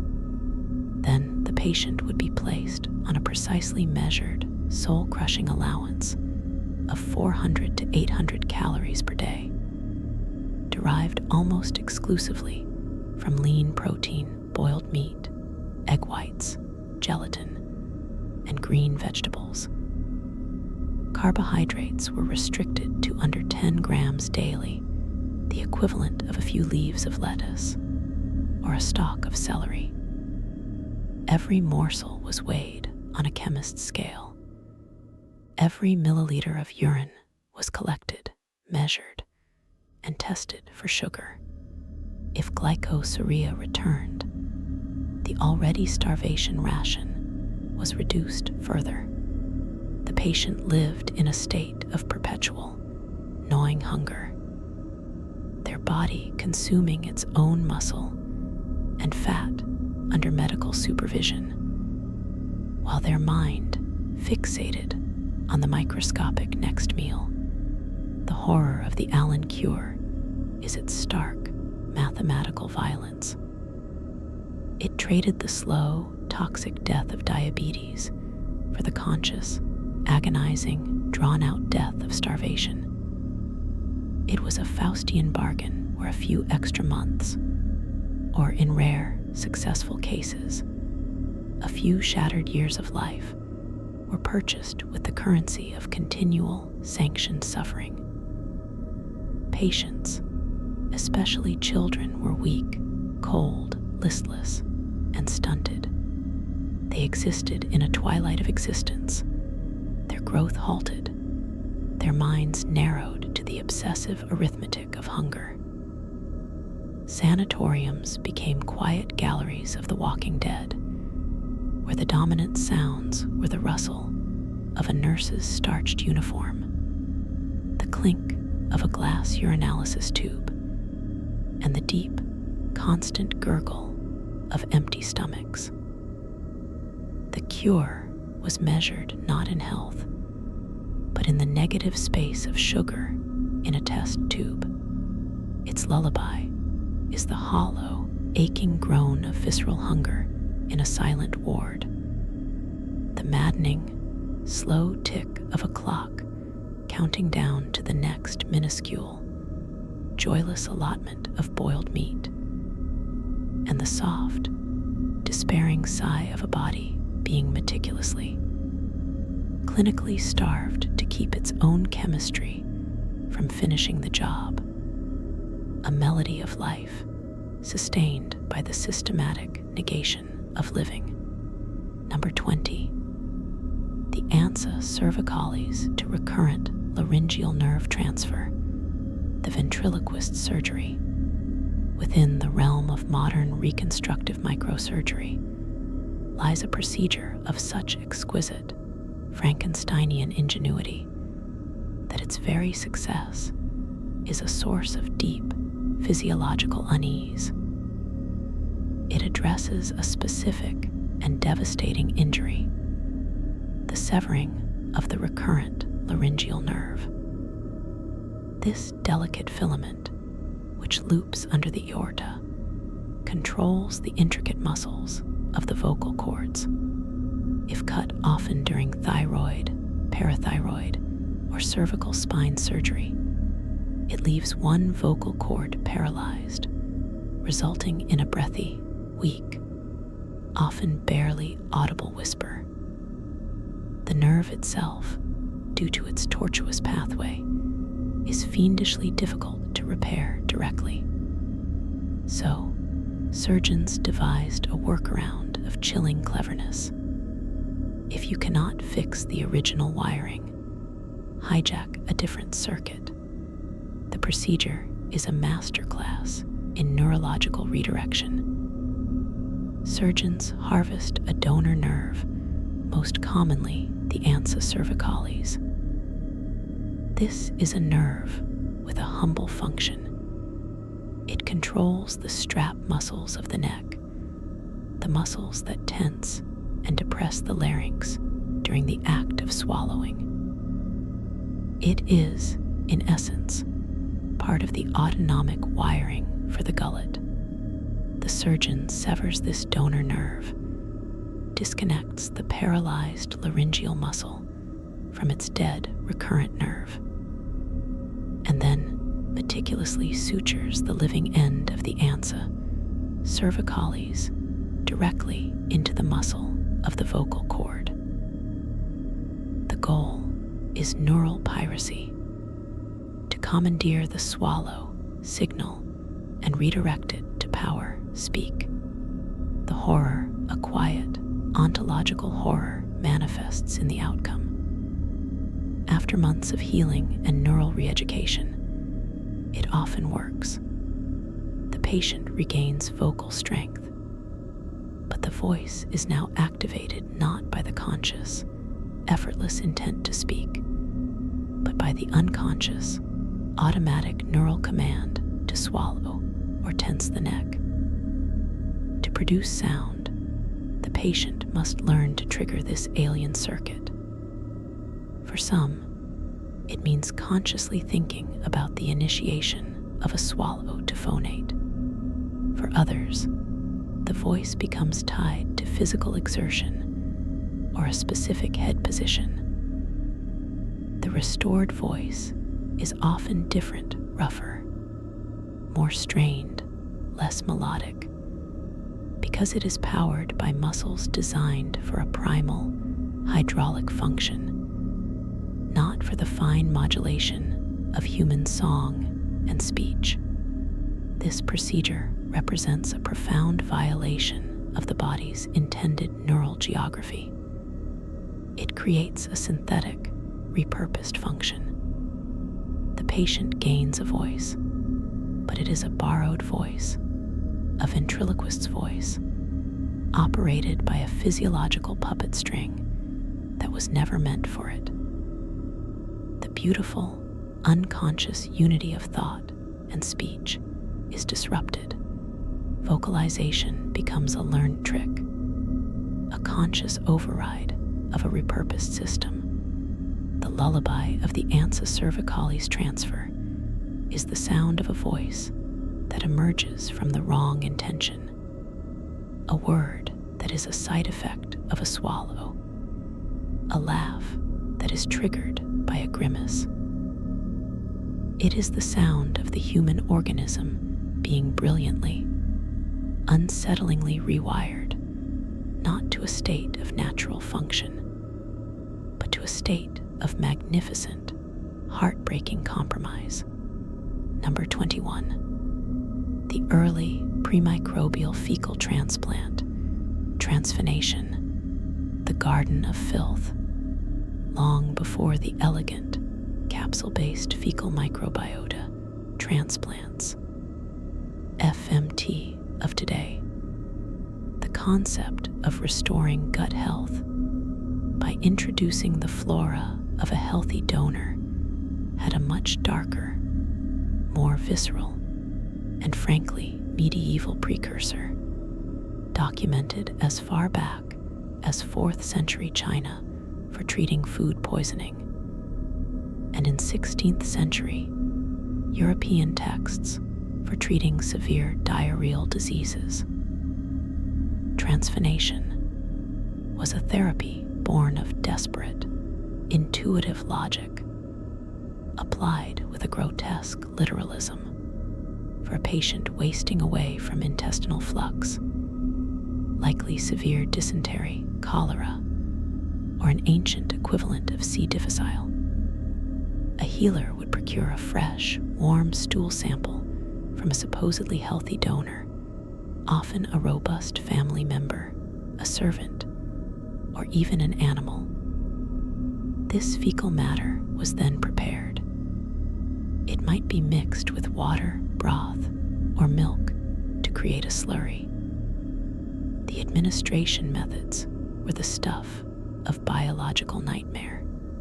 It could be administered orally, forced down the throat of a delirious, nauseated patient as a broth or a potion. More commonly, and perhaps more horribly, it was given via retention enema.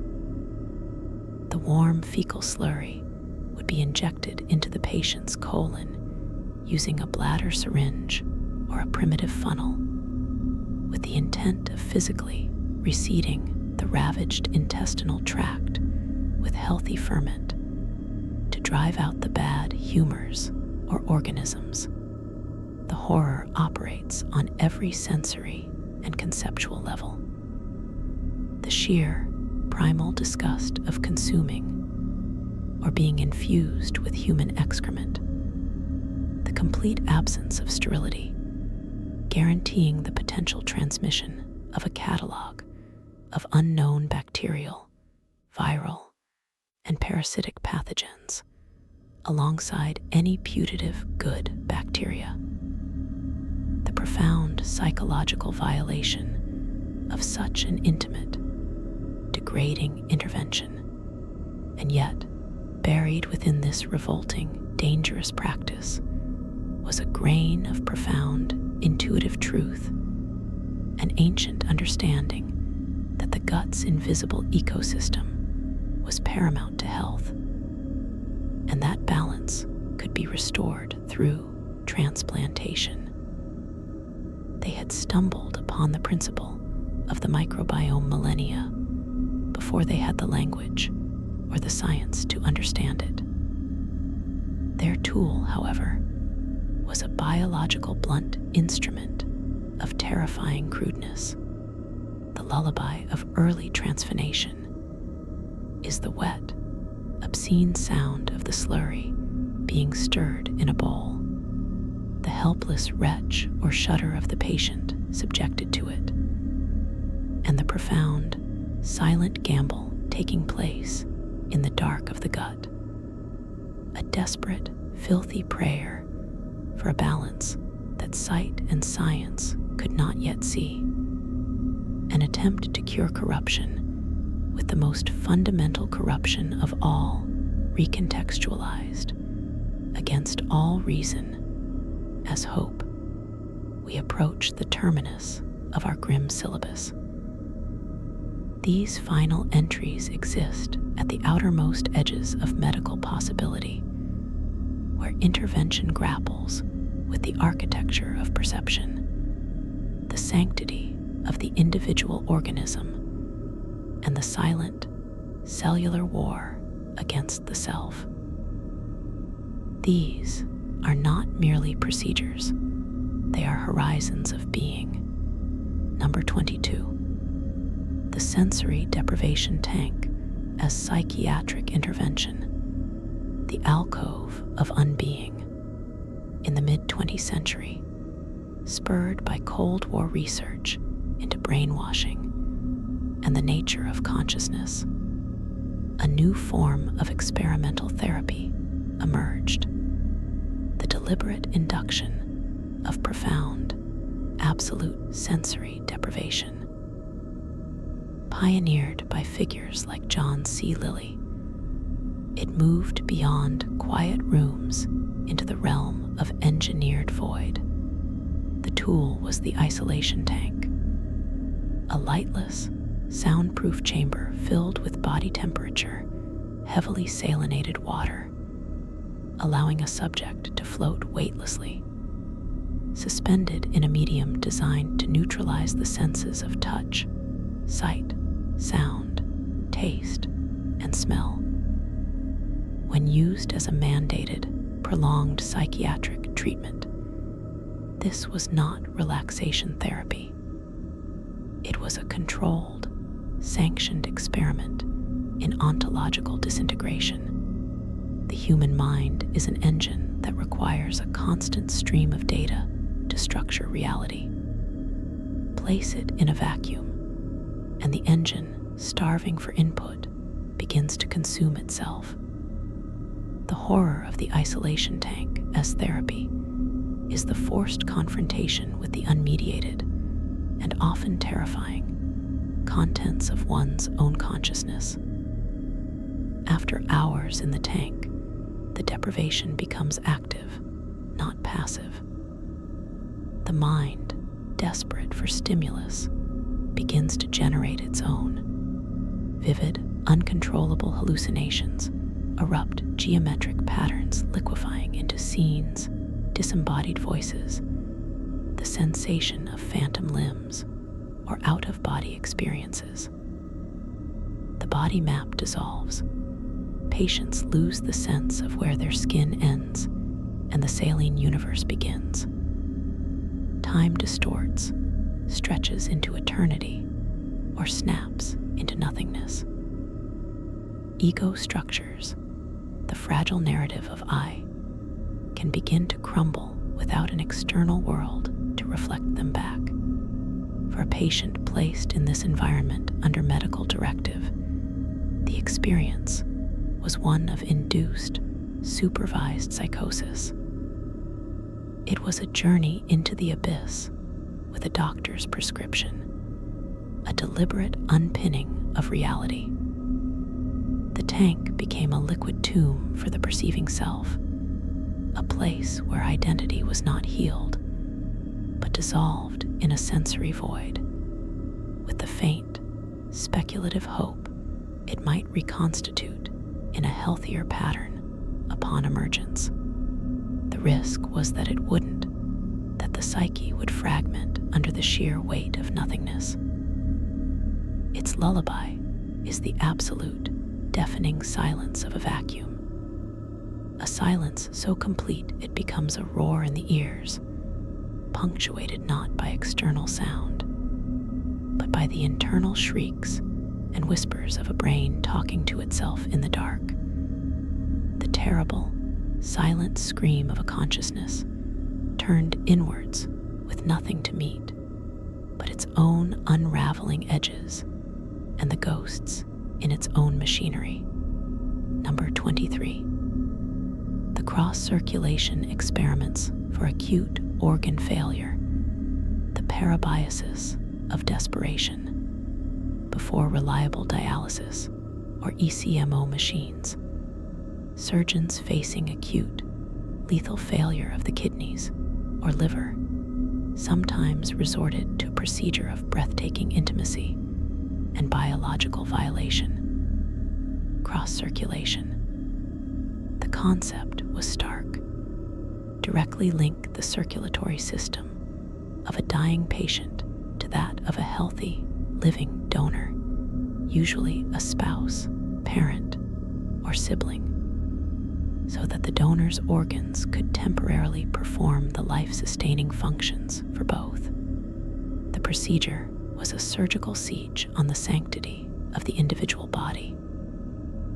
Large bore cannulas would be implanted into major arteries and veins in the groin or neck of both individuals and connected via a labyrinth of tubing to a pump, creating a shared, closed circulatory loop.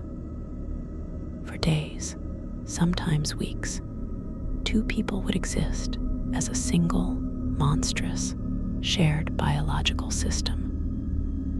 The donor's heart would pump blood for two bodies. The donor's kidneys would filter the uremic toxins from both bloodstreams.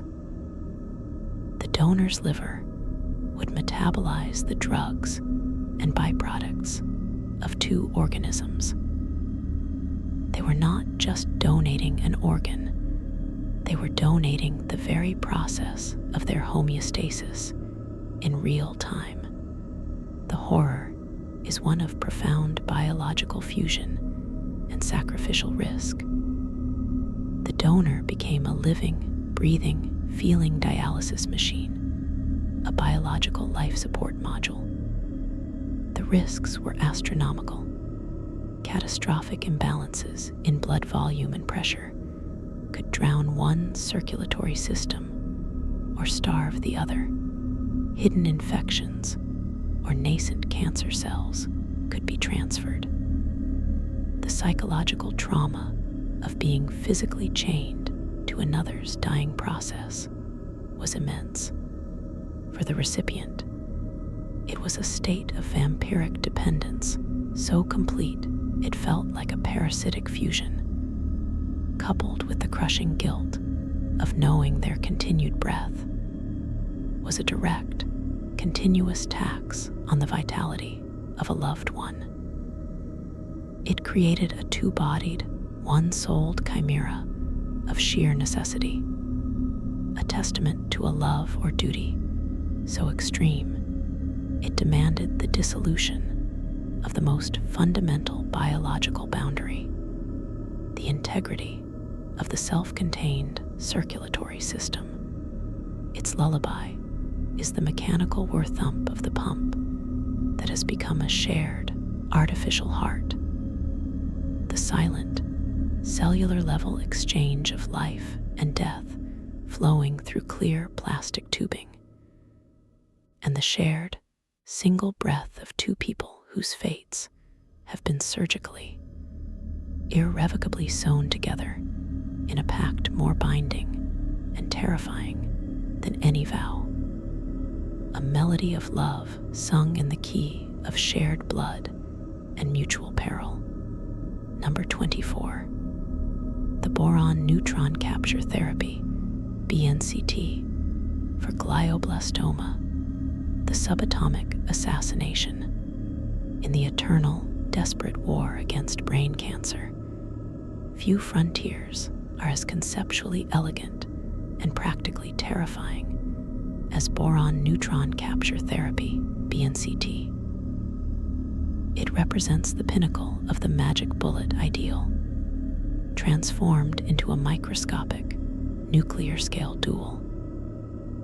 Used in trials for inoperable glioblastoma, the most aggressive and lethal brain tumor, the procedure is a two-stage act of subatomic betrayal. First, the patient is infused with a special, non-radioactive compound containing boron-10, designed to be absorbed preferentially by the rapaciously dividing cancer cells. The boron settles into the very nucleus of the malignant cells. Then, the patient's head is positioned in the beam port of a nuclear reactor, not for imaging, but for bombardment. The reactor emits a beam of low-energy, thermal neutrons.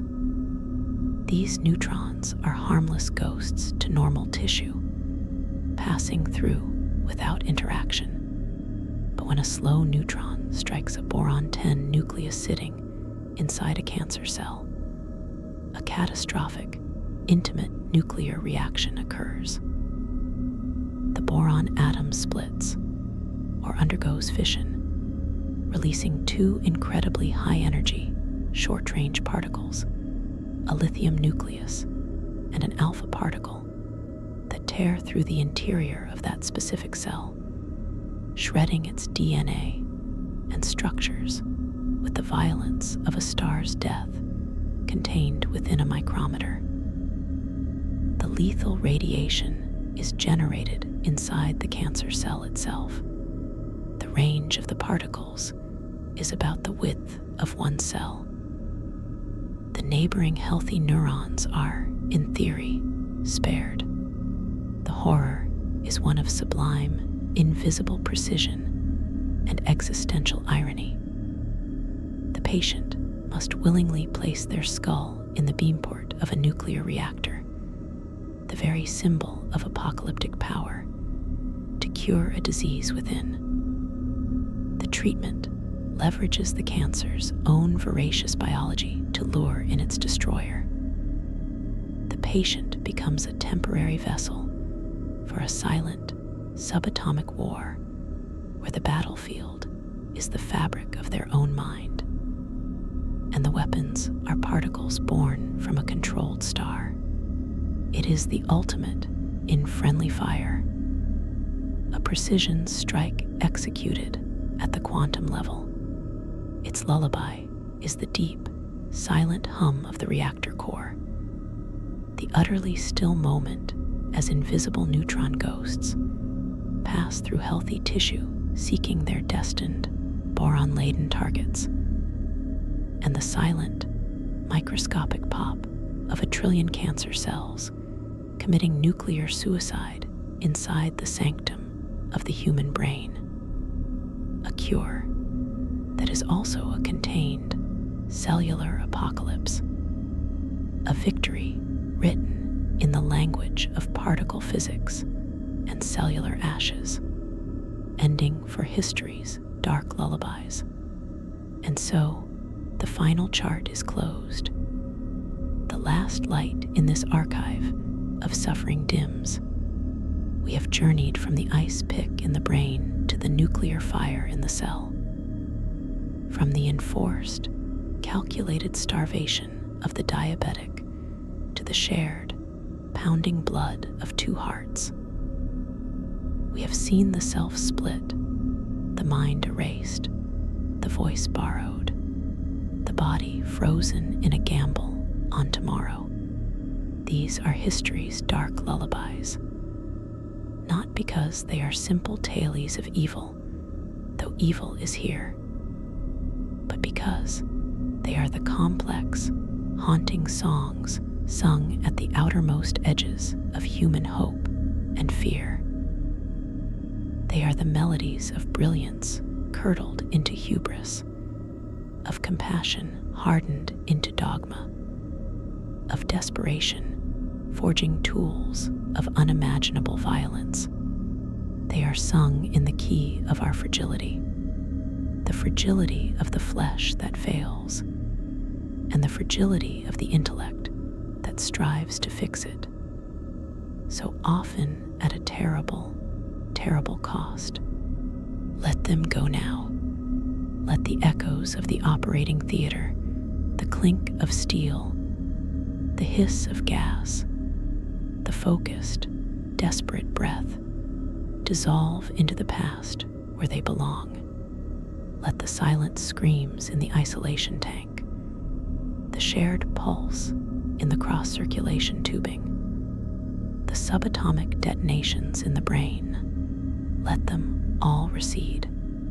There is only your breath now, only the quiet dark of your room, only the profound, unmedicated, uncharted peace of being here, now intact. The last page turns. The archive is sealed. The weight of these stories is not yours to carry into the night. Lay it down here, in this shared silence. Sleep now, not in the shadow of these tales, but in the deep, silent knowledge that for this moment, in this stillness, you are whole. Let the quiet heal what the stories have touched, and dream, if you dream, of gentler things. The watch is ended. Good night.